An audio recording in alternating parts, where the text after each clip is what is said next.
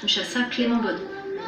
Selon le rapport du collectif Le Congo n'est pas à vendre, les contrats miniers et pétroliers conclus entre le gouvernement congolais et Dan Gertler ont fait perdre près de 2 milliards de dollars américains à la RDC depuis 2003. Cette estimation prend en compte la vente de concessions minières à l'homme d'affaires israélien à des prix cassés, leur revente par ce dernier à des partenaires internationaux, ainsi qu'au gouvernement congolais, ce qui lui a permis de réaliser des bénéfices considérables, et puis la perception par Dan Gertler de royalties. Il faut souligner d'ailleurs que dans le secteur minier, les royalties sont généralement payées à l'État ou bien à des entreprises d'État. Selon le collectif, si rien n'est fait, la RDC pourrait essuyer des pertes supplémentaires de près de 2 milliards de dollars américains au cours des 20 prochaines années, soit la moitié du budget annuel du pays. Le Congo n'est pas à vendre demande donc au gouvernement de réexaminer tous ces contrats.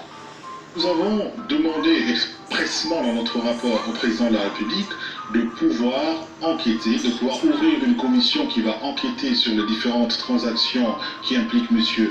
Dan Gertler, afin que nous puissions avoir une action en justice purement congolaise. Jusque-là, il y a des poursuites aux États-Unis, il y a des poursuites en Grande-Bretagne, il y a des poursuites en Suisse, sauf au Congo, alors que ce sont les Congolais qui sont les premières victimes.